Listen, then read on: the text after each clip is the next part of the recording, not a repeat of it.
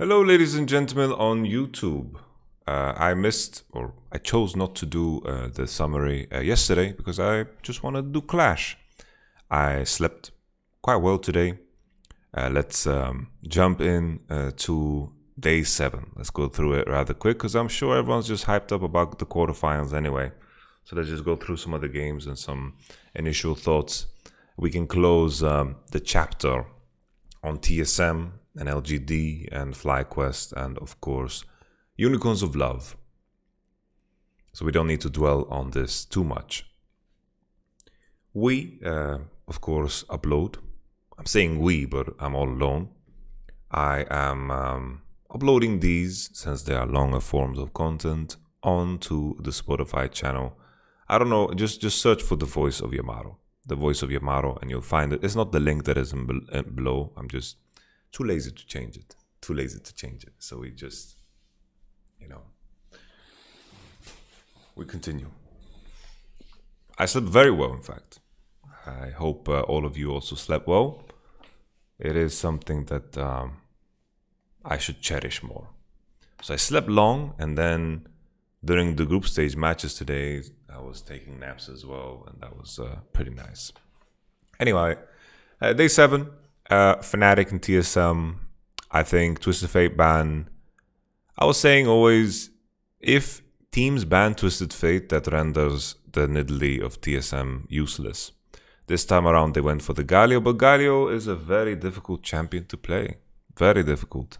Galio is almost like the Renekton of mid, in the sense that you cannot take any wrong decisions, because Galio, lane matchup wise, is going to lose so many matchups. There's almost no matchups that Galio actually wins 1v1. So you need to take the right risks and you need to make the right trades. Like, the beauty of Galio is that, his impact on the game is pretty linear. If he falls behind, it's all good. So you want to make sacrifices for the sake of Nidalee. And that's alright, right? You have Camille, you have Nidalee. On paper, it makes sense. But this game, Fnatic just showed that individually they're so much better. They had full control over the game. They were aware of anything that Nidalee wanted to create. They took the dragons right from under the nose. They created tempo advantages through freezes. It was a very, very beautiful showcase of just a team being so much individually better. Then finally, Galio got some action down, and he TP'd bottom, and it looked like there's this game that I used to play. When I was a kid, I didn't have any consoles or anything, so I just went home and pretended to be friends with people that had rich parents. And I played this game called Pepsi Man. I remember it was my neighbor, Pepsi Man. We played Pepsi Man. And that's a game where the whole game, there's not a Pepsi ad. The whole game is just you running. You're just running. And then to decrease the amount of time that, basically you have to complete the lap in a set amount of time. And you can collect Pepsi cans to decrease that time. Anyhow, I'm sure at least one person out there has played Pepsi Man. TSM TP'd bottom, and then he just pieced out. It was a terrible TP. And Galio, the whole point is you go Predator, you have to use your ultimate, you have to use, you need to trade HP for Prio, it's very important, and it just didn't happen.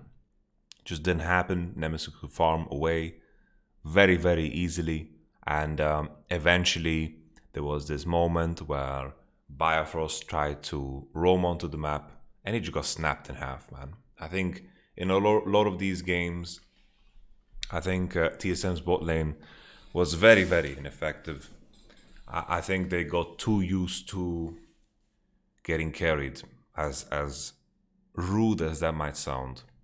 I think they had some good games against TL, right, in playoffs. I don't know what really happened against Team Liquid in the best of 5 they played, but I feel like throughout this tournament, unless they're playing Senna and Rakan, both Doublelift and Bifrost were very, very ineffective as players. And at the same time, the top side of TSM didn't manage to accomplish much either in this group. And I feel like every other team in this group were just individually so much better. Genji, LGD, and of course Fnatic individually better. And I think a lot of things that they would, you know, do in North America just didn't really fly here. We had a point in the game where Camille was TP'd on the wave, and Fnatic chose this opportunity to snap Broken Blade in half. Broken Blade didn't use Flash. He flashed way too late. And at the same time, Graves just 1v4 stole the Dragon. It just seemed like TSM had complete unawareness of what was going on, and Fnatic just beat them in every aspect of the game. The game was very easy for Fnatic. Next game in line was a very dirty one. So what was surprising to me about Genji is that they run into the same Nidalee problem. So Nidalee is a champion that synergizes super well with certain top laners and certain mid laners. So think Renekton, think Volibear. It is a champion that snowballs on the top side more so. Like we've seen TF and Camille with Nidalee, those type of situations. Anyhow, Genji banned TF, Graves, and Ornn. Completely cool. Renekton is out. I think here Genji was ready to pick Lilia together with Renekton if enemy first picks Nidalee. So they have Renekton, Lilia trade for Senna, Nidalee, Volibear. All cool. But the thing is, Genji, this is where we might see some opportunity for Genji. I mean, for G2 that are facing Genji, is that Genji are trying to force, or I don't know who they're trying to convince that they are a strong topside team. I don't know if it was an idea to do specifically in groups, or if it was an idea that they want to, be aligned with. But I think Genji's strength is when they play through mid into bottom. I think Khalid has had a great tournament. I think it's been very, very solid. I think coming into the tournament, I thought he would be inconsistent, but he's been the thing that has been the most consistent, I feel, on Genji. Considering some of the health issues, Life had that blunderous game, BDD has been good too.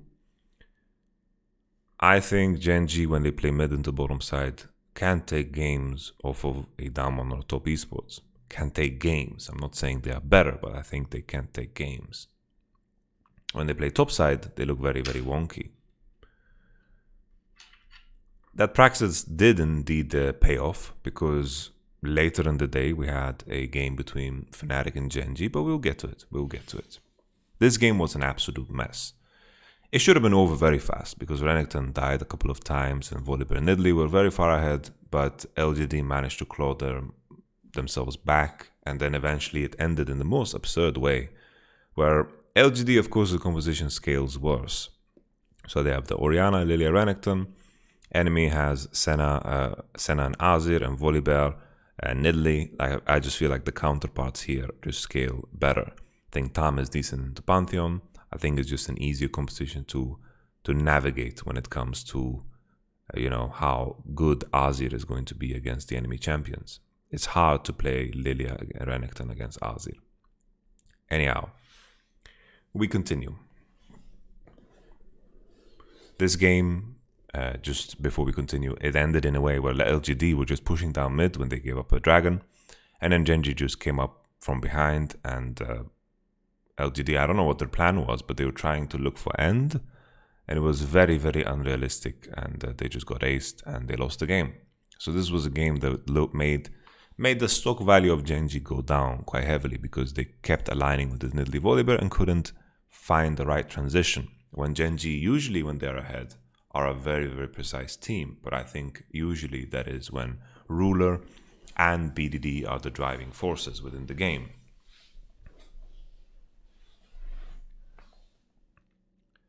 We continue.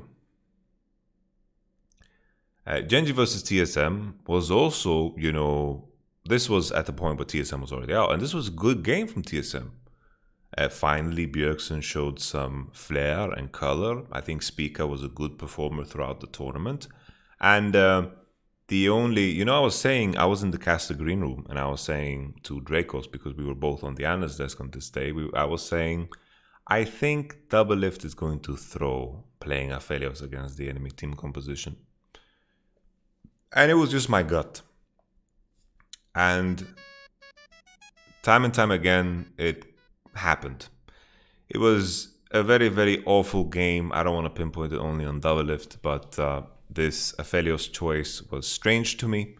I understand that you want to pick something that is decent into Ornn, but after they've nerfed Aphelios' armor penetration into lethality, it's a nerf or buff, whatever you want to see it. I think he doesn't do that well into Ornn as you would like to think. So that was what was so confusing to me about the pick here. Like, I wouldn't want to play Aphelios against Orianna, Ornn, Senna, Graves. Like, that is tough for Aphelios to navigate. And it was very evident in the game too. Like, there's a range gap here and Aphelios is not that mobile. Lantern needs to have obscene amount of value to work. But TSM were definitely in a winning position in this game, and they went for a Hail Mary Nashor. And that Nashor, it was such a strange decision because up until that point, things looked good. Of course, they had blunders here and there, but that Baron was stolen away by a Senna auto attack. It was very strange. Very, very odd. I couldn't understand it at all. If I'm TSM 4-5, I just would pick Ezreal, Rakan for these two guys in the bottom side. But it was strange. Like, Senna auto-attack and got the Nash, and the game just turned on its head. So back-to-back 2 games, Genji looked very, very sloppy. This didn't get me excited. I got perfect predictions on this day. I have the Twitter predictions, but coming into the final match between Fnatic and Genji, I was a lot less certain based over the level of gameplay we saw from both teams. This was also the famous clip that a lot of you have seen where Lilia sleeps 5 people and there is no retaliation. No reaction. Reminds me of that. Remind me of the good old. There's a story that Jose Mourinho tells about Balotelli. Balotelli has a yellow card. Player with a very hot temper on the field, and the enemy, their opposition, knew about this, and they're trying to push his buttons. And then Jose Mourinho talk to him and say, if the referee does a bad call, no reaction. If someone tackles you, no reaction. If the enemy says something to you, no reaction.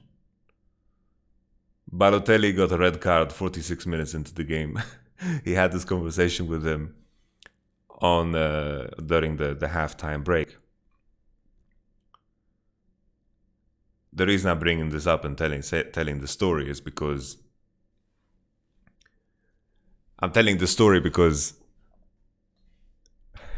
Jose Mourinho told TSM, speaker, 5-man sleep, no reaction. I don't know why I'm telling the story. But yeah, there was no reaction. There was a big discussion on Twitter about, they couldn't follow up. No, they could have. Like, they were just not awake. They didn't know that was coming, and yeah, it was just a very, very depressing game. This could have changed the story of TSM a little bit. To take a game from Genji, that could have been cool. Take a game of LGD, that could have been cool, something like that. But 0-6 was very disappointing. Fnatic versus LGD, I'm trying to remember what happened here. Oh yes. I was very happy with how Fnatic approached this game. Because the key issue of LGD is that as a team, they really, really lack teamwork. And on paper, Zoe Graves against a Oriana Hecarim should be able to punish, should be able to get leads. But this requires coordination, requires team play. And I think Selfmade has performed so much better than Peanut in this tournament. LGD have won most of their games where they are stronger at team fights. And they get to that point through individual prowess. And here, Fnatic in the shape of like Zoe, later on in fights, playing against Hecarim, Leona, Volibear is honestly a disaster. It is so difficult. And this game was also Fnatic showing up big time in the bot lane because Graves invaded together with Senna and Nautilus. They invaded, started the red because they want to punish Hecarim. Hecarim, what can he do level 1? He's spinning his little pole axe or whatever that's called. He's spinning it. Whoosh, whoosh. Doesn't do much. His kit is kind of reliant on each other. And in this situation where enemy bottom has their jungler sniffing Fnatic's bot lane's ass, they managed to find the kill. LGD, of course, overextended is a big mistake from them, but they found the kill, and that killed any pressure that Graves had on the bottom side. Hecarim got to recover. Hecarim got a kill onto the bottom side because Nautilus and Senna lost their summoners. And then after Hecarim gets a kill, he is decent. I think Hecarim is a champion that you can pull off against some of the better teams, and that's a part of my worries when it comes to Fnatic. Hecarim is not played by the LPL or the LCK because of these reasons. They just find this champion to be too weak. That's why in the discussion of early game junglers, Sett and Volibear or Lee Sin, whatever you want to put there, Elise, the problem is, with these 4 champions, the problem is that the farming junglers are stronger than them in interactions. We think of Graves, Lilia, and Nidalee. We put them in that class. Maybe you can put Kindred. She can be a pinky. Kindred is a little pinky. Hello, Kindred. She can be a little pinky. Okay. These champions have good interactions into these early game junglers. That's the problem. Volibear against Nidalee, Lilia, Graves, super tough. So you can match them, while what Volibear and Sett need to accomplish is very coin flippy, flash reliant. You get a flash, maybe you get a kill, you snowball, that can work. It's just easier on paper to get away with the farming junglers, but your decisions need to be precise.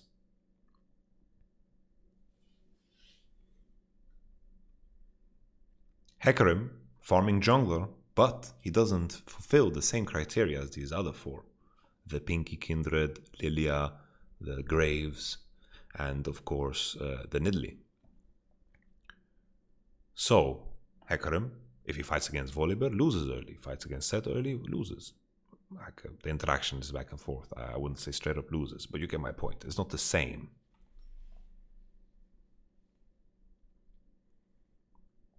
LGD versus TSM.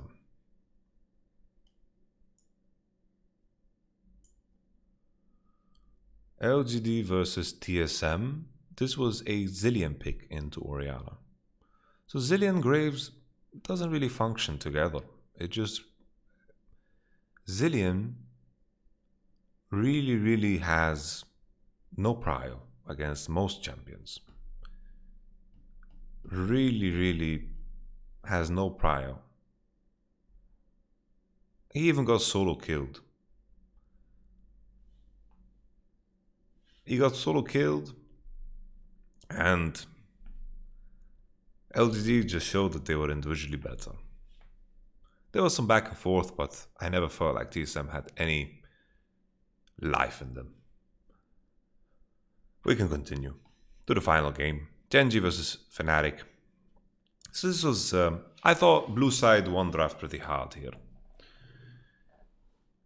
First and foremost, you're picking Malphite into Lucian, Nidalee, Renekton.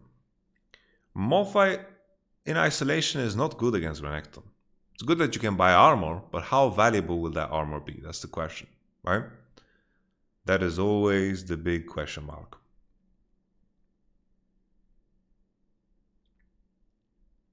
But here you're picking Malphite against champions that have dashes, they're mobile, and they're very strong early. Of course, it comes down to what you expect Genji to pick in 4-5. But the Taric pick is very smart. My biggest issue and gripe with this is also my biggest issue with Fnatic coming into their best of 5 against Knight and Top Esports is I don't see a world where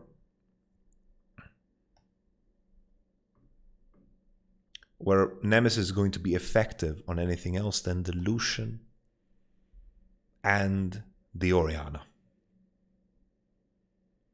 We saw him play a Syndra game. We've seen some Syndra bans. Maybe that is something that is going to function. But Syndra needs,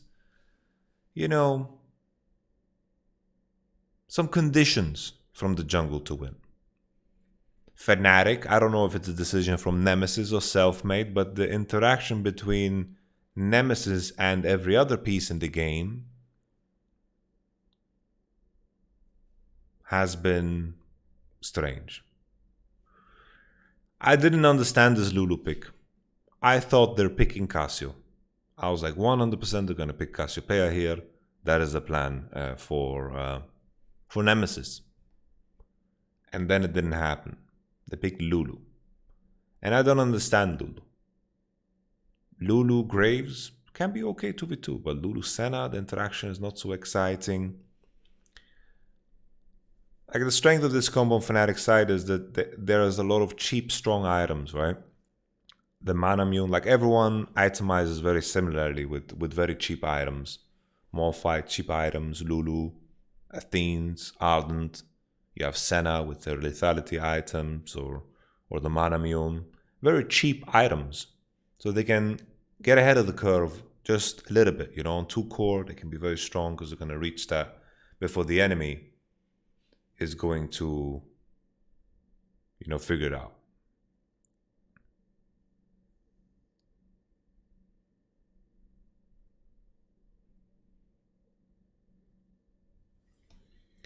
I was surprised by the Aphelios pick.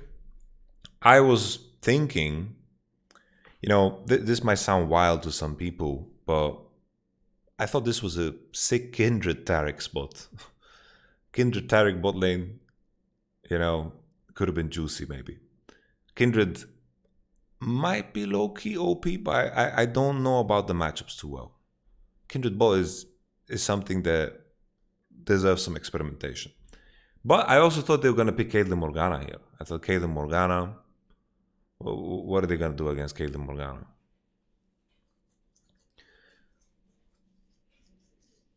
I just was surprised that the Aphelios pick came.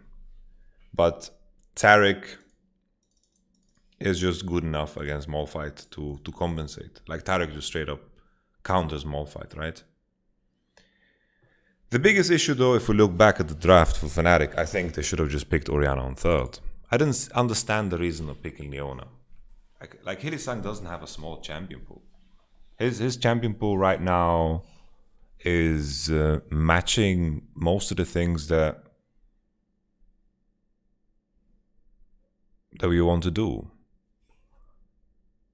I don't know. I really don't know. Just pick Orianna. Like if people are not banning Orianna Lucian first 2, then just, pick it. I think not picking Orianna here, getting Orianna Syndra banned, I think just showed a lot of weakness. I know a lot of people out there are gonna say, oh, this was Fnatic experimenting, this was Fnatic trolling, this was Fnatic, well, these are variables that I can't account for. I'm not a mind reader. So I'm not going to try to sit here and speculate because this is not what people are listening to me for. I don't think there's anything to gain to speculate. They were testing something. Yeah, their draft wasn't good. Their play wasn't that good either. They got 2v2 killed on bot. They had a situation where they killed Lucian mid with Lulu Graves. And that's very important. That kind of, opened up the game. Then you had the dive on top that was very coin flippy. Lulu TP got the double buffs. And then we had this famous moment where LS caster cursed Nemesis and he gave up the double buff again. And then the dives continued. And during the time, there was also a double kill for Aphelios on bottom side. And that just blew up the game too much. The game disadvantage, the gold disadvantage was way too big. And it was just terrible.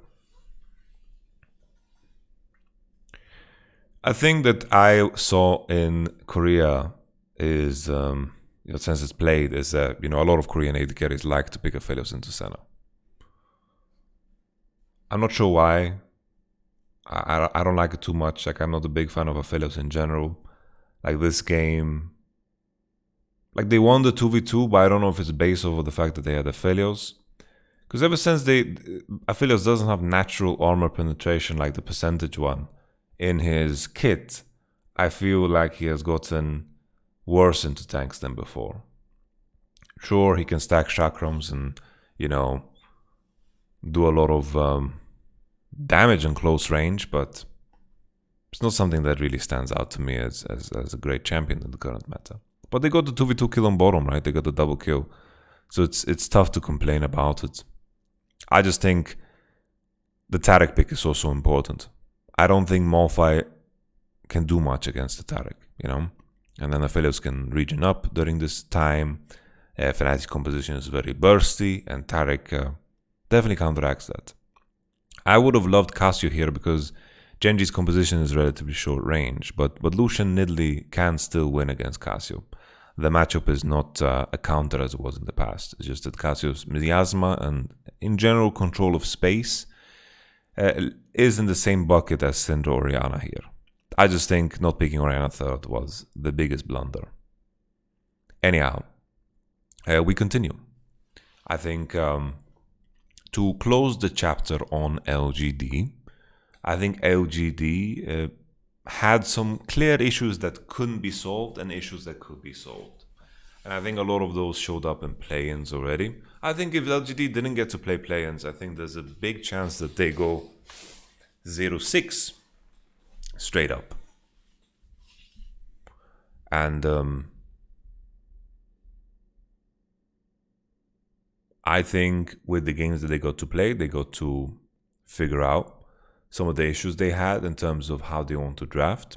Because the key thing is, some issues that you can't solve through practice is some things that you can solve through preparation and draft. And they took a lot of games with Twins, with Kindred, with Ornn. And I think that was, good of them. TSM, I think, they had a tough group. I feel like the way they got here, like coming into the tournament, I felt like Team Liquid was better than, than people thought coming into the tournament. I felt the same about FlyQuest. It felt like FlyQuest and Team Liquid just kind of dropped the ball in playoffs. It was very strange to see, honestly. I felt like FlyQuest and Team Liquid underperformed. I was saying this in my past videos. This is not some hindsight thing. And I felt like the team that got seed 1 coming into this tournament could have been very varied.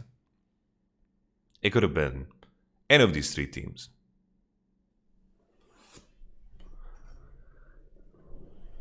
Team Liquid going through play-ins, they also maybe learned bad habits because they tried to do the Twitch Rakan and lost a game straight up because of it. They lost a game against Machi X Esports, where they got just plowed completely. And that was very tricky for Team Liquid's position.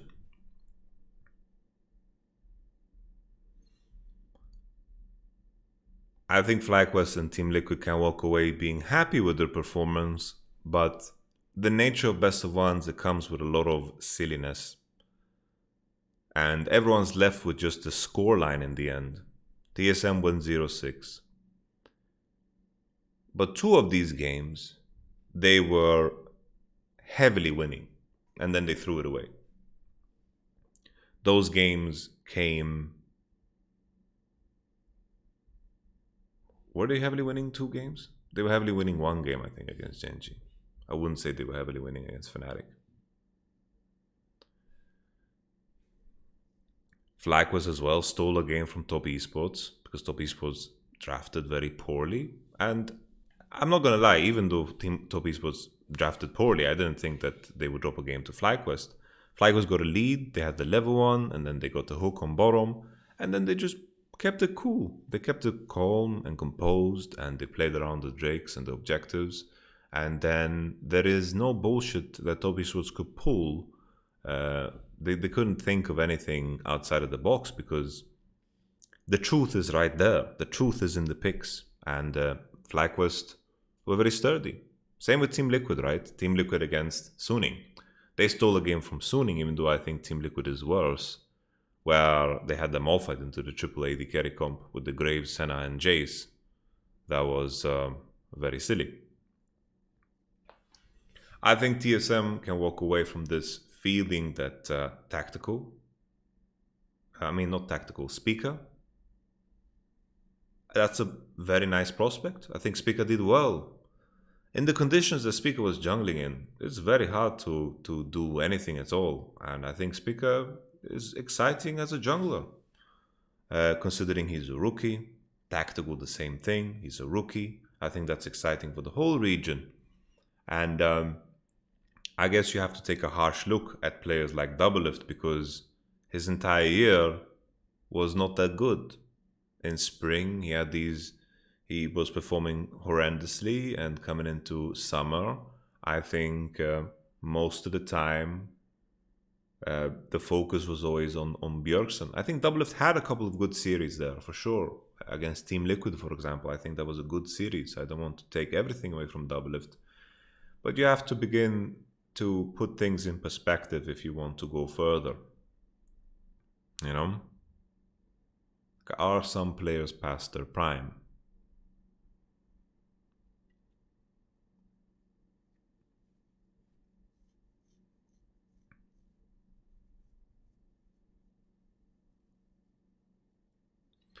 But this is not a world where I want to, create additional hate. I think they have enough on their mind and plate already. I just wanted to give some thoughts. Final closing thoughts for TSM 06 is definitely a disappointing result. I had them fourth in my pick'em, but I didn't think it would be quite this bad in terms of the results. In terms of level of play, yeah, but I didn't think they would not win at least 1 game. It just seemed like that what they prepared coming into the tournament was just complete, flat out denied.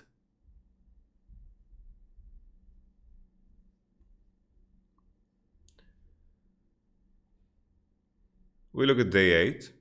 Day 8 was coming into it. I thought it would be a pretty boring day. This match, a lot of people were pointing to Solo and his Ornn and his performance. The issue here is just FlyQuest couldn't really crack the bottom side. The RX played a top side heavy game, and I think the biggest mistake that Solo did this game was burning his flash 1v1. I don't know how much his flash would make a difference in this game because FlyQuest just tried to play into bottom side, but the management of the lane from Deft and Korea was just way better than what FlyQuest had to offer. And DRX just simply snowballed by diving Ornn with the Galio. They used the Rift Herald, and I think this is not something that you can blame Solo for. This was a decision for FlyQuest to divide the map and to play into bottom side, but Jhin and Thresh just got nothing out of it. I think Pantheon Senna are just better picks, I feel, and it's hard to be the ones forcing. And in this case, you also have the Azir mid, which is good into Galio, but Galio, as we mentioned before, made the right sacrifices, got Jace ahead, and DRX did well in the fact that they made FlyQuest split up. They made them split up, didn't put themselves in situations where they were forcing S5. And DRX just showed that they were individually better. There's nothing more to it. I just want to say that this is not a game where you can blame Solo. I've been critical of Solo in past games, but this is his own performance is not the problem here. There was just no help coming his way. There was no problem for DRX at all to be defensive in the bottom side. There was no counterplay. FlyQuest were just folding as their top laner was getting crushed. Next game in line, Unicorns of Love versus Top Esports. This was also one of those games that just blew up rather quick. There's not much to comment on here. Top Esports got a kill or two, and then they just broke open the game completely. There's nothing more to add to it, honestly. DRX versus Unicorns of Love.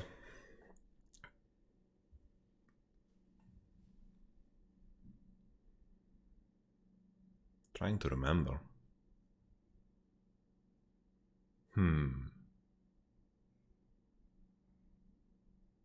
Trying to remember.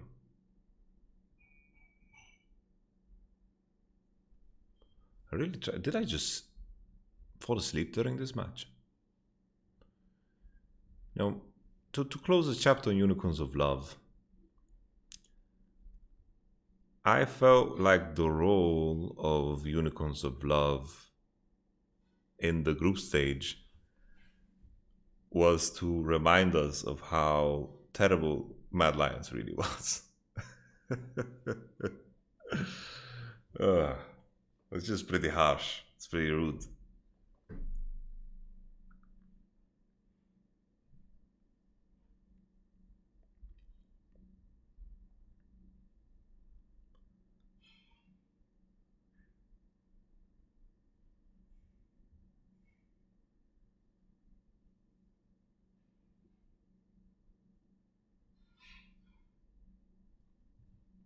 I'm trying to dig deep into my memory here, guys, but there is nothing in my memory bank.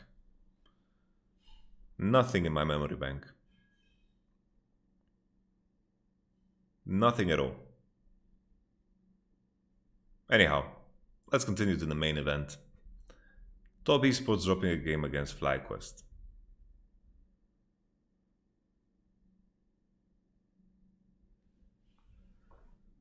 We have the Grey's first pick. Senna was banned this time around. They look for Ashe, and now we find out Jackie Love's continuation and his champion prior. The idea of picking Luxgate into Ashe is because Mikael's is an item that is very good into Ashe. But the key thing is, if you fall behind, this item is going to be bought very late. And that's exactly what happened this game. I think Top Esports were very disrespectful in how they drafted. Blind pick Urgot. Galio into Azir. Galio together with Caitlyn Lux. Sure, it can work. It can work. I didn't come into this game and said to my like, I didn't have this idea in my mind. FlyQuest is going to win because they have a much better draft. So I don't want to take anything away from FlyQuest and their victory here, because I didn't come out and say right away, wow, FlyQuest won this draft so hard, it's going to be so free. Blitzcrank gets locked in. I feel like picking Caitlyn Lux into someone like Ignar is a bit disrespectful, but it's something that you can pull off. And then after picking Galio into Azir is a bit trolled, because Azir is good into Galio. And Galio, you need to find some kind of synergy, and you definitely want to look out for champions that can go in for you. And then the Urgot blind pick. And that's a curveball. Not everyone's prepared for it, but the Gnar as a pick, Gnar as a choice, was good. And Solo had a great performance. Solo had a good performance. On this channel, we don't keep anything personal. We don't keep grudges. We say it as we see it. And Solo had a good performance. He was getting dove, and then he was defending himself with the Ninja Tabai. And the key issue here for Top Esports was that they just refused to let go of the level 1. I think level 1 was very disrespectful because Fly walked away with kills, Lily got ahead. That's something that is important. And then Galio was roaming all around the map trying to make something happen.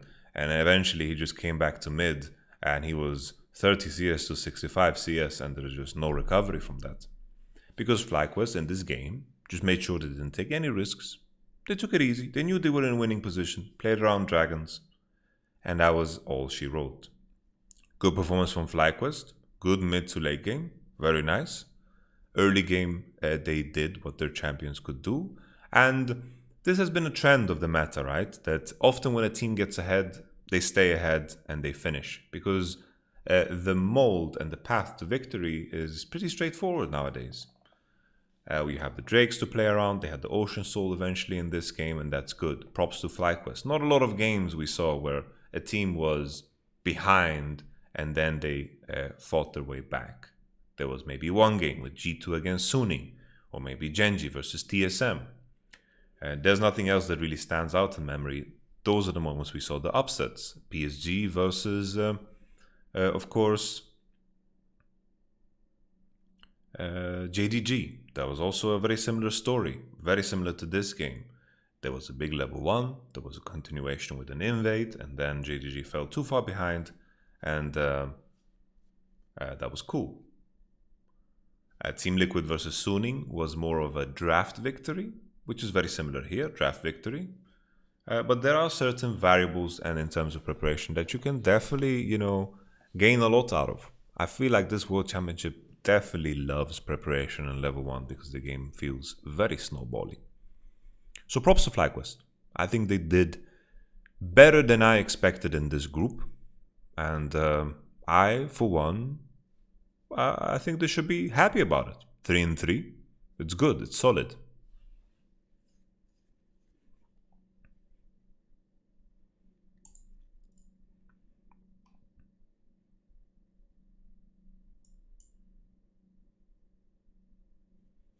A lot of people are going to have the discussion about TSM's group being easier. Well, it's very tough because it's probably harder to take a game of top esports than any other team in Group C, but the average level of each game I think is higher in Group C because here you have Unicorns of Love, all right? So the average is higher in Group C, I feel. That's why the conversation about TSM's group being harder, I think it's easier to be 0-6 in Group C than it is in this group. But it's easier to get out of Group C than it is in this group. Does that make sense? Anyhow, we continue. Last game of the day. I thought this was beautiful from DRX in terms of drafting. Top esports have a range composition that needs to survive the ultimates of DRX. So it comes down to ult usage. Very important. Kindred ultimate and Bard ultimate have unbelievable value here. You have the Bard ultimate for the Ashe and the Orianna. They can't avoid it. Very good stuff. Galio ultimate for any type of combo that Vladimir wants to pull off. The shield can be massive and game changing. He's going to get a death cap eventually. Boom, Ornn upgraded. Whoosh. Very, very nice. They have tools to survive and to punish top esports. But it all comes down to the usage of those ultimates.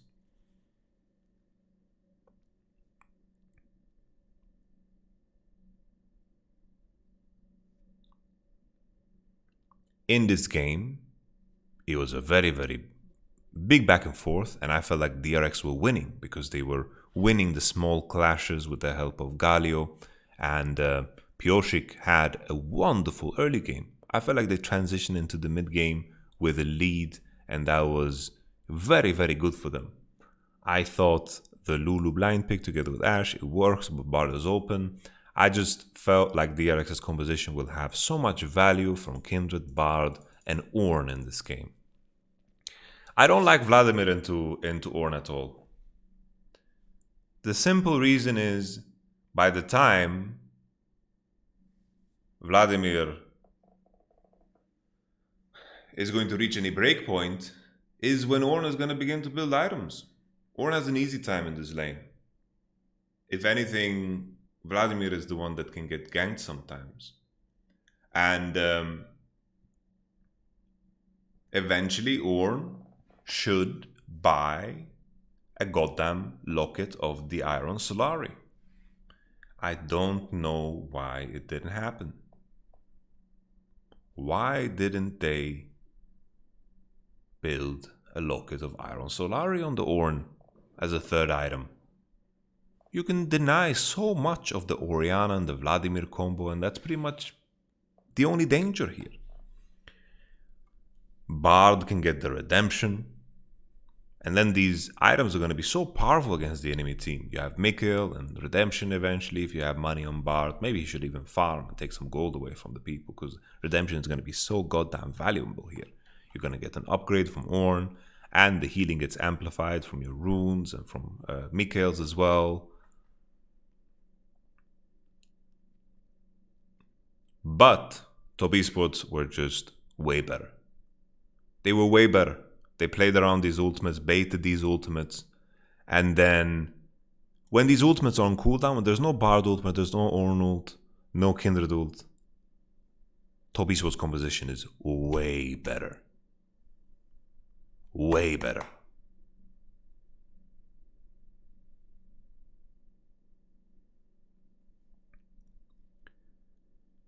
They can kite into them, chase into them, very easily maneuver themselves. They aren't playing champions that are so reliant on ultimates, right? Orianna's DPS output, Vladimir's DPS output, Ashe, very, very good at prolonged fights in this case. Galio is like a one-pump chump, right? He needs to commit, he needs to gain value. Ornn, the same thing with the Ornn ultimate, Bard too. But Top Esports just maneuvered themselves beautifully around these ultimates. Itemization was a bit off with DRX, and this felt like a very, very serious Top Esports. Top Esports individually showed up here.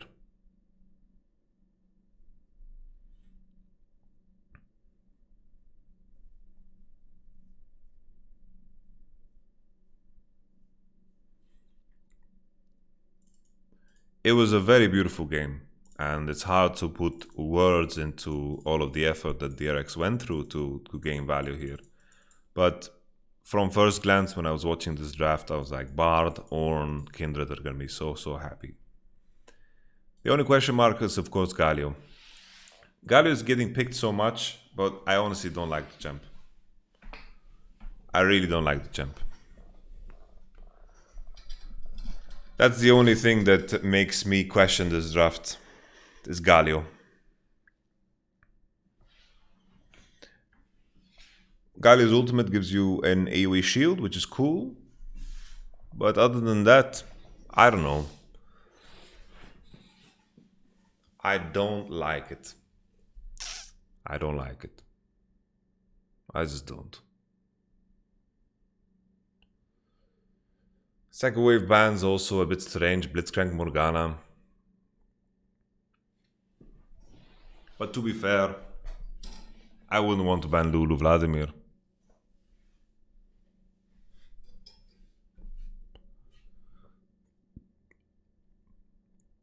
It seems like Galio functions... I feel like Galio works in spots where other things would also work. You know?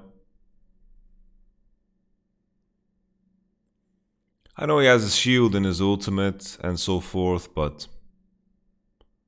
my god. Ever since this champion lost his W Flash, I've not been excited about this champ, honestly. So I don't know how to view it.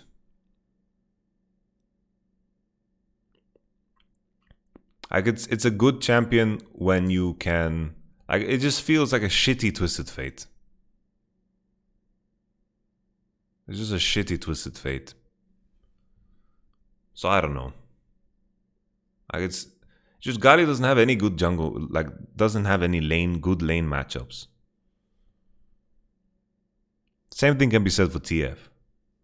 But Galio struggles to find value in later parts of the game. It's not as easy as Twisted Fate, where you have rapid fire canonas and then you you can throw some cards. It's easier. While Galio needs someone to deliver him from evil, sure, Galio can have some moments where he pops off. Like Chovy is a fucking good Galio. Like some of the shit he's done, guys. Did you see the game against Genji, what he did? He saved the game. Kablow! Very, very good. In terms of potential, pure potential of what Galio can do, there's never going to be a scenario where Twisted Fate lands a fucking insane gold card that stuns 5 people. That's not going to happen, right? So that's the trade-off. But those conditions feel so hard to achieve. I feel like TF's performance is like this. While Galio is like, it can be here, it can be here. But the moments where it's here is so infrequent. So I don't know if I like it. Especially when, we have some of the most insane mid laners at this tournament. The mid lane meta is so boring. I don't... Like, if I was not a good... Like, let's say I knew nothing about League and I watched Worlds. I would have no idea that some of the best mid laners in the world were at this tournament.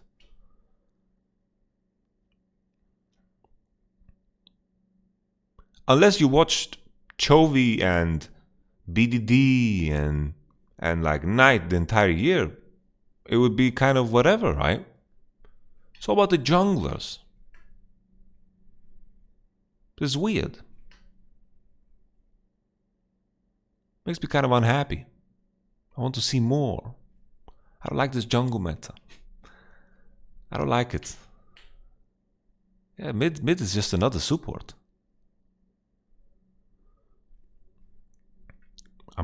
So if the question is, if you don't pick Kindred, if you don't pick Galio here, what would you pick? Well, I think Orianna has been the strongest blind. For sure.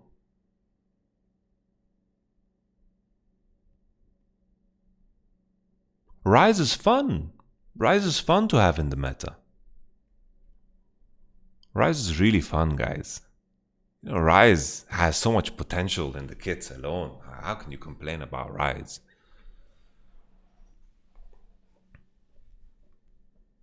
I personally love mid lane oriented metas, but now it's all about the junglers.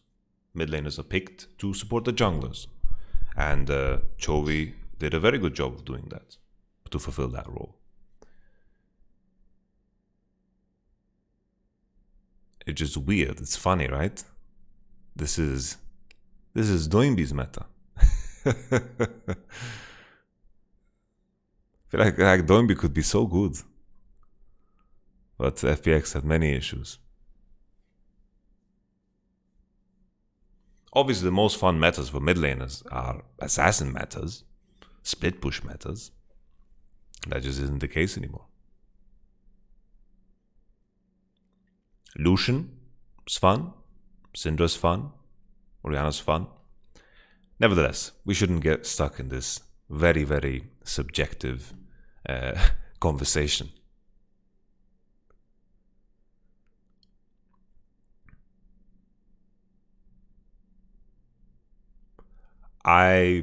Just to answer the question of, I'm sure people wonder, is, well, Yamato, what was your favorite meta? 2018 was my favorite meta. I love 2018 meta. All about clever 2v2s in the mid lane, and Rookie and Ning were by far and beyond the best.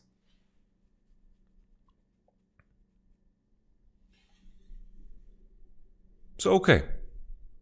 Now, for something that a lot of you have waited for, let me just make a print screen. Let's think about the group draws together.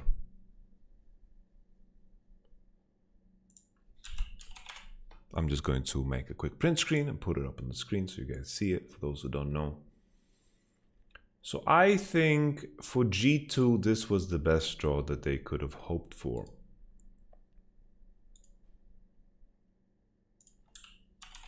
By far.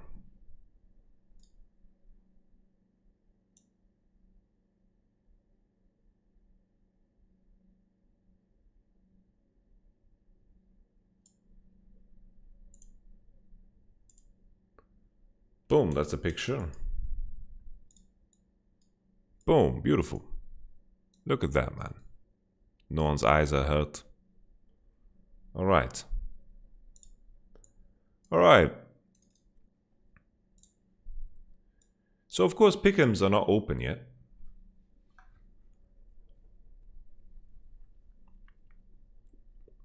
We will do a pick'em. Let's start off from the top. Top Esports versus Fnatic. Top Esports obviously favored. I think Fnatic's strength in the group stage is no longer a strength against the best performing AD carry at the tournament. Jackie Love. Whew. It is monstrous.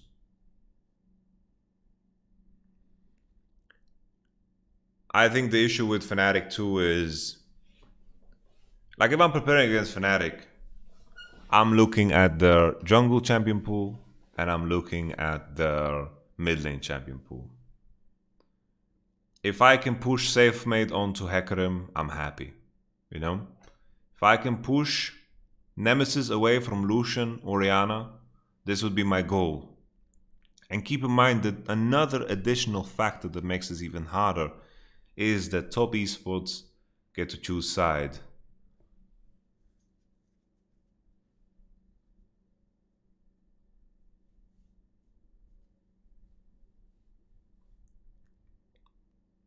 As tough as it might seem, I think top esports is gonna 3-0 Fnatic.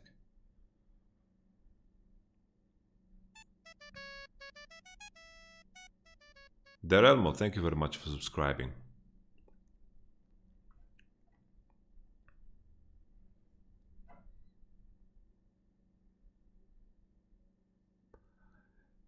Keep this in mind that there is no shame at all in losing to top esports. How could Fnatic win? If Fnatic have clever level 1 plans, Hylissang is very good at it, they get to snowball through bottom, that could be amazing.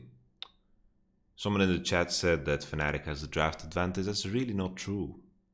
Karsa can play anything, top can play anything, mid can play anything, bot can play anything. There isn't really anything that stands out as a draft problem for top esports. Thank you, Drefire. So to bring back the conversation, how could Fnatic potentially win? I think through clever level 1 plans, through snowball through bottom side. I think Fnatic can think of some cheeses to bridge the gap and to hide the issues. I think also maybe there are some draft scenarios where they can find the right champions. I think Bwipo Hylissang letting them pick 4-5 is very good.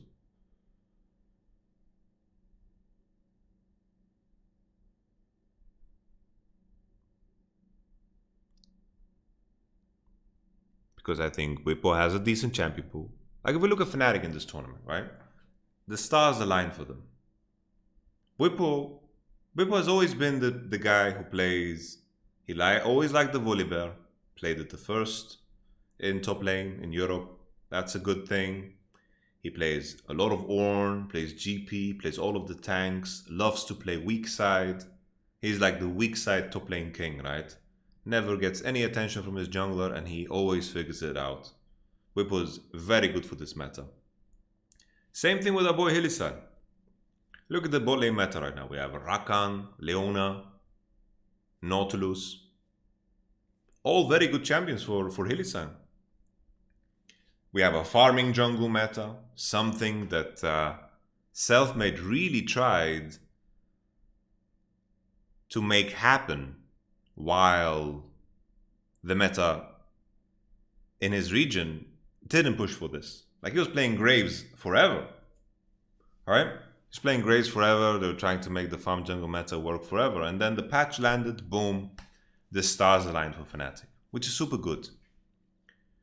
But I am worried when teams can utilize their mid lane to impact the side lanes. This is where things get dangerous. And Top Eastwood is very good at this. I feel like there's a huge disconnect. I don't want to put the blame completely on Nemesis because I don't know what's going on within the team. But Nemesis is not a part of the team too much.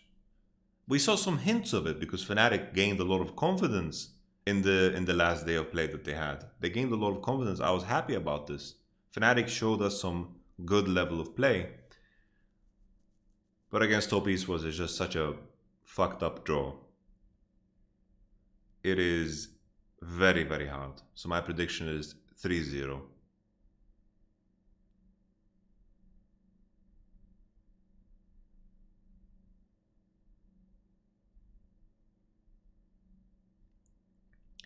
This brings me to the next one, which is Suning versus JDG. Trying to remember when the last time these two faced off against each other, but I think Suning in this tournament,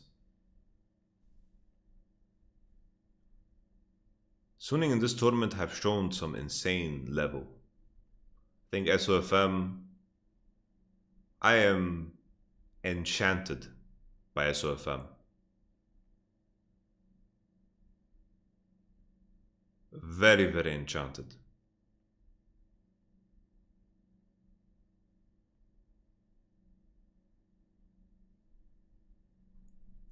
I think Suning is the dark horse that is going to cause some damage in this bracket. Let's make one thing clear. I think the top side bracket is much tougher than the bottom bracket. Much tougher. Suning JDG Top East was Fnatic. That is hard.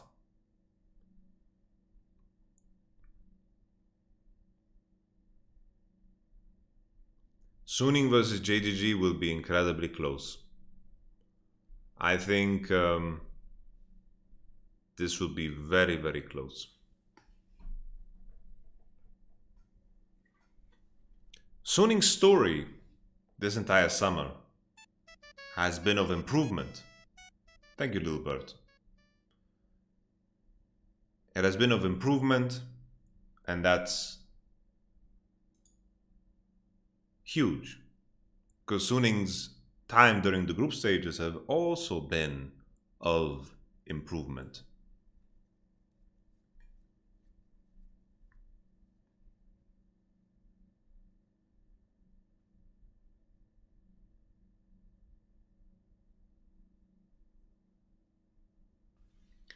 I think if people are curious about SOFM and what's so amazing about him, I suggest that you go and take a look at the game between them and G2, the tiebreaker. What SOFM did to Yankos was straight up illegal. It was nasty. It was dirty.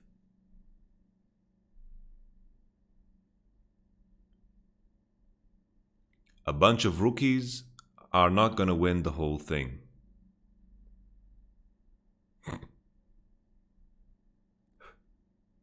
Pretty sure Jackie Love was a rookie when he won Worlds.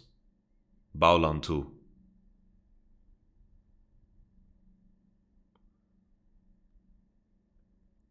I think Tian and Crisp were also rookies. So I don't know about that. Let's just double check real quick if they were actually rookies.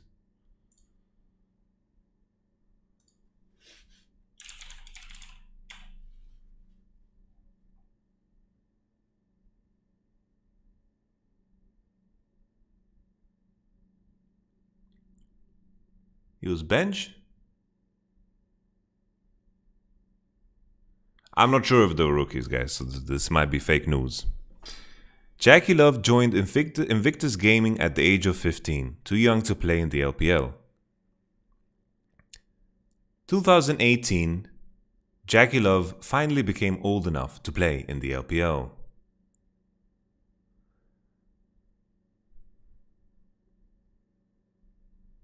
Okay, so Jackie Love. Jackie Love is 18, guys. 18.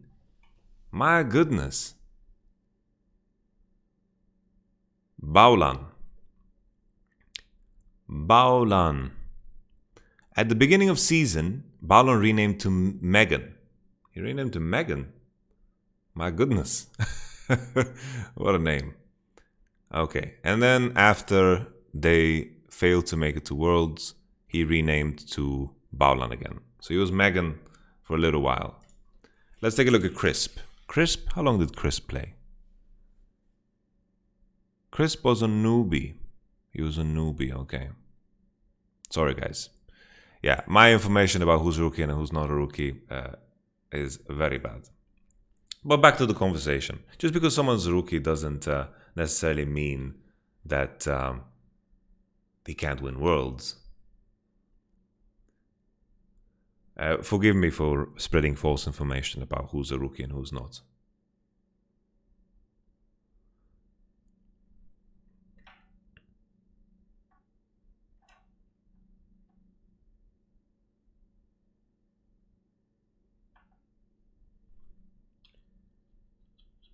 I still think Suning is a dark horse.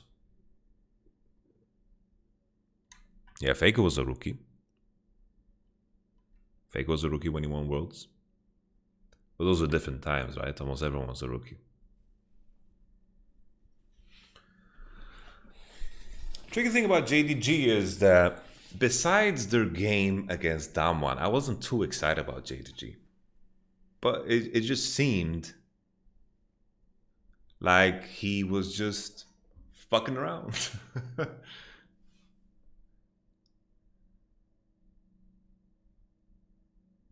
JDG, it's tough to take a lot away from the group stage alone. And JDG dropped a game against PSG. I think this is going to be a very close series. And I will predict it when it comes down to my pick'em. I have some time to think of my pick'em. I didn't get a chance to think about it too much. The group tour was literally a couple of hours ago, if not just 1 hour ago. So I'm going to ponder on this a little bit, the Suning and the JDG. Genji versus G2, I'm going to be honest with you. With what we've seen so far, I am leaning towards Genji. The reason is when it comes to G2, I don't know what they have as an advantage over anybody else at this tournament. I don't feel like G2 is good in best of fives is good enough.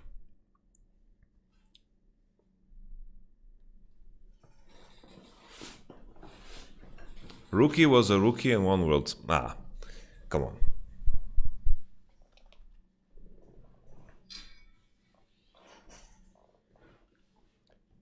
In the past, G2 were the best when it came to mid to late game decision making. Their biggest issue was early game. Mid to late game decision making was the best. Now I can't say the same. I think Damwon, Top Esports are better. In the past, I could say the preparation was the best in the tournament, 2019.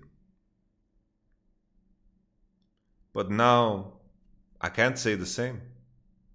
Right now, the preparation was off.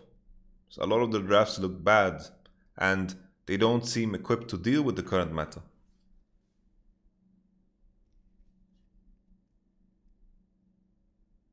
What has G2 got going on for them? Caps, Mickey, Wunder. These three pieces I believe in. World class. Perks and Yankos have been iffy. But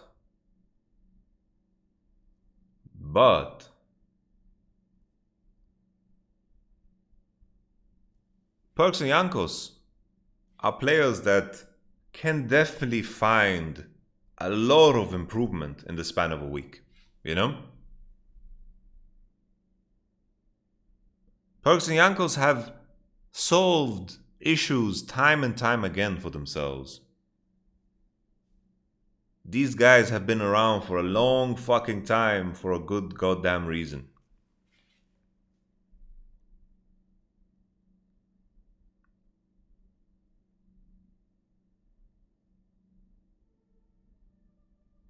And I know the conversation will be framed in a way where G2 can perform when it matters, but did they perform against Suning when it mattered? They didn't. They had 2 chances to do so. And I know there's going to be G2 apologists out there that are going to say, well, yeah, well, they don't care if they're seed 2 or seed 1.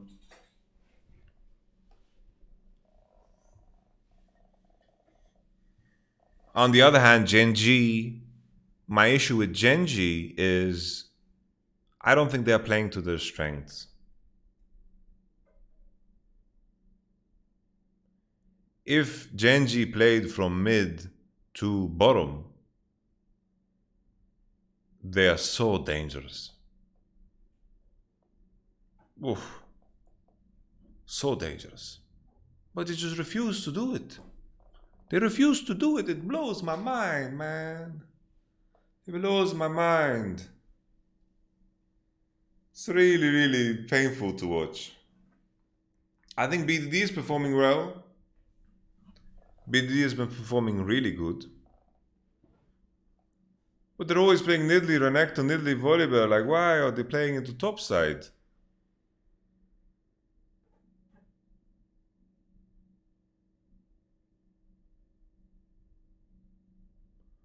I think Rascal's been performing fine.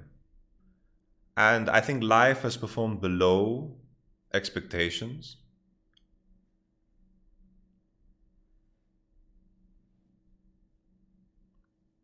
It's just, I'm not ready to give up hope on Gen.G's bot lane. This is a very insane bot lane. But coming into a best of 5, I think Gen.G,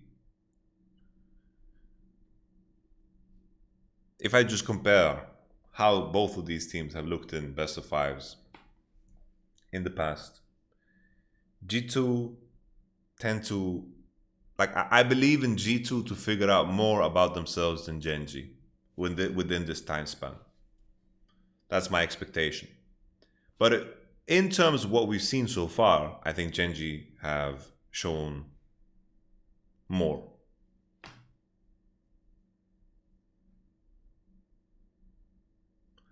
I don't believe G2 can pull the same trick as they did against Team Liquid, where they're like, yeah, okay, we're going to just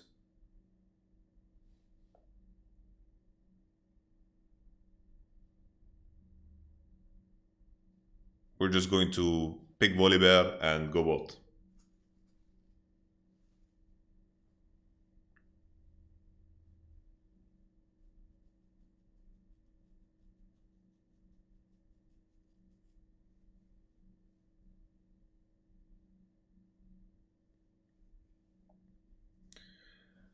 This is a tough one to predict. I just don't think that this is a very, very tough one to predict.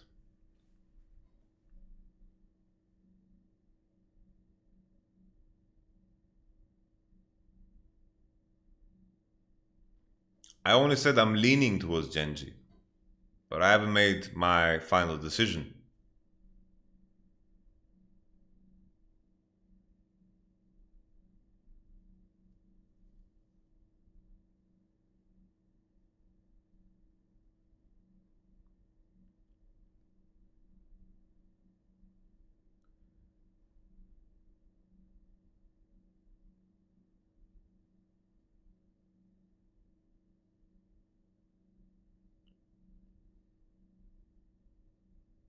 I think there was a question mark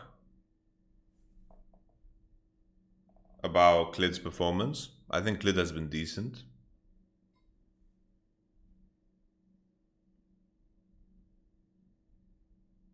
I think Klid has performed better than Jankos. Probably Like if we look at all the junglers that are in the top 8, Jankos is probably the worst performing jungler.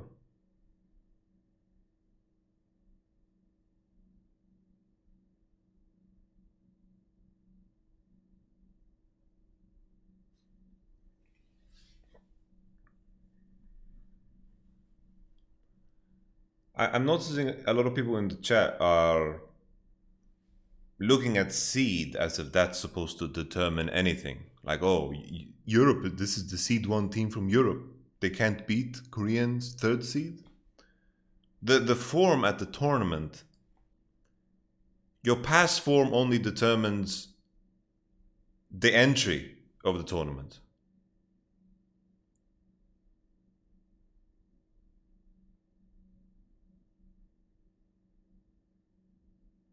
There is no correlation. There's no connection here. Being first seed, second seed, third seed doesn't matter. It really makes no difference.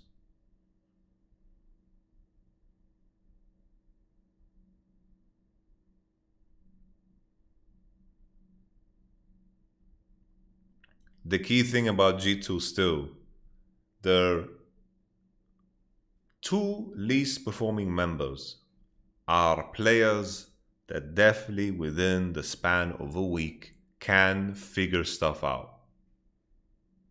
There's been times where Perks has underperformed in the best of 5 and then next week he's like, holy shit. Because these two players, Jankos and Perks, have been through every fucking meta that you can imagine. They've seen every issue and problem that you can imagine. They know the solutions.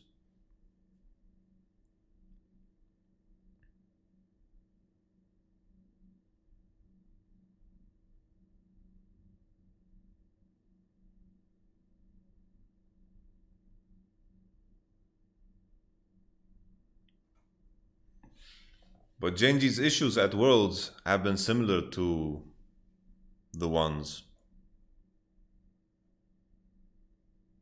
in the past.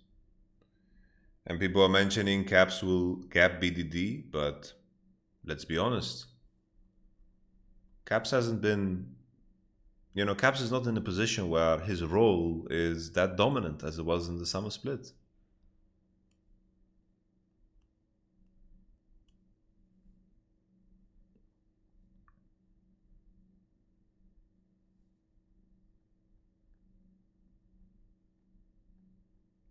Just mid has been very strange this tournament.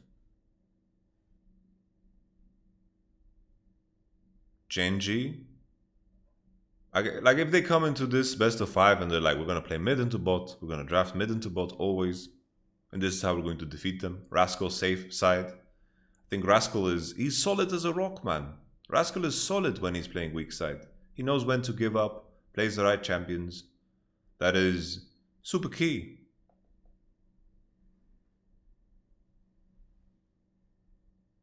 To think that Caps is gonna take BDD for a ride, really, really no.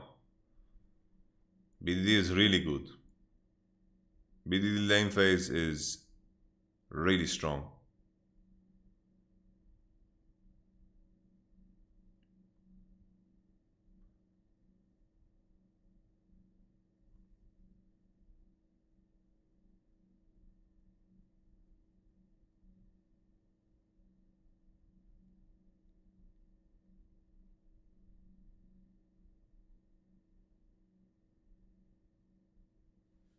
After this discussion and thinking out loud,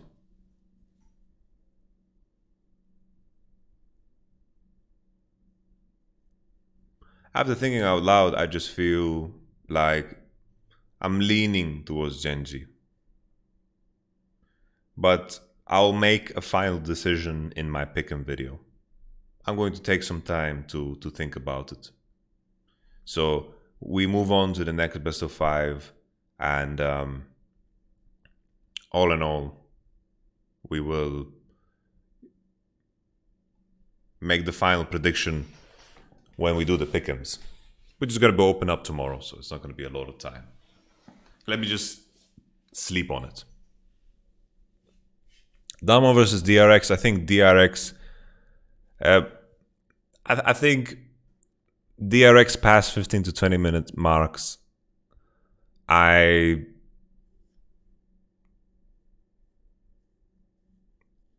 just lose faith in DRX.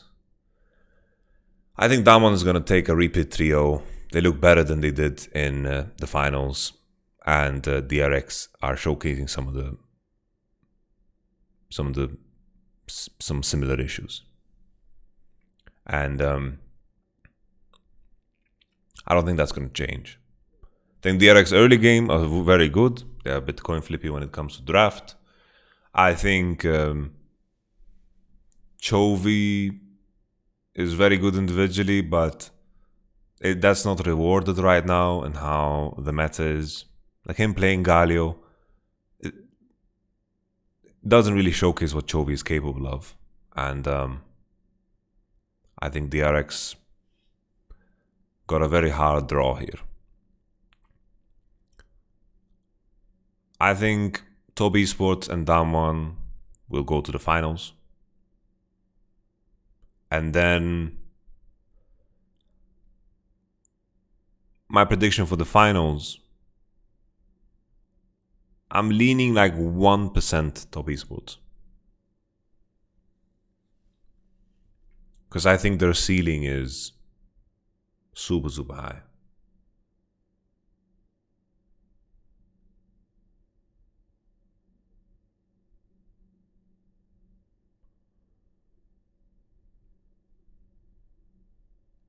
But what we've seen so far, Daman definitely look like the best team in the tournament.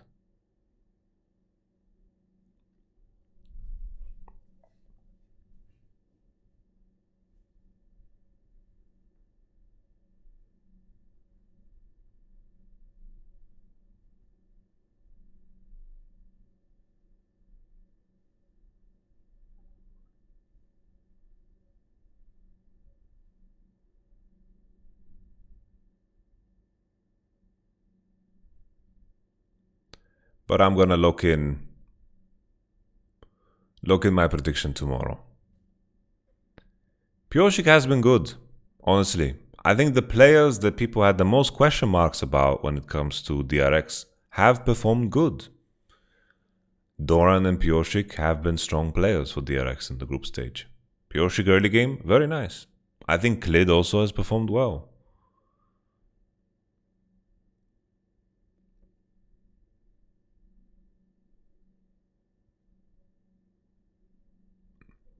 What I'm noticing as a trend with most viewers is that they are using.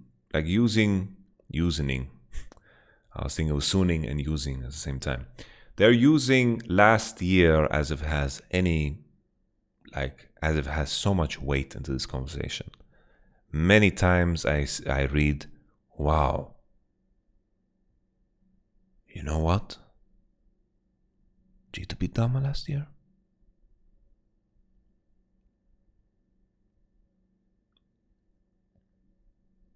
G2 beat Dama last year?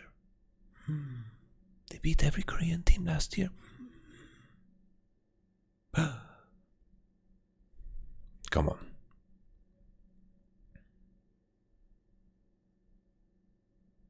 That's not how it works.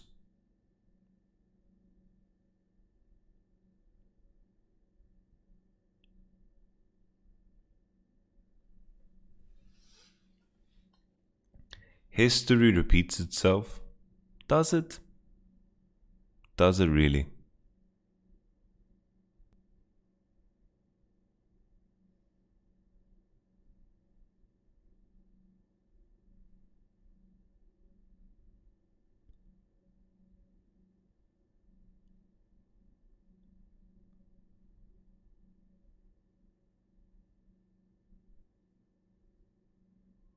Anyhow, I'm very excited.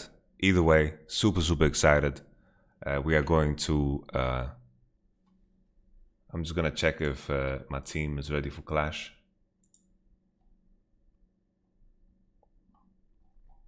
What is the Clash, folk? So I'm planning to play Clash today. I hope you guys will join me to watch. This is going to be a very exciting World Championship. If you guys want to see my 100% locked in predictions, I'm going to do my pick'ems tomorrow. Woo! Very good stuff. Thank you so much for watching. If you sneeze during this video, bless you and bless your face. We're going to continue streaming. Adios.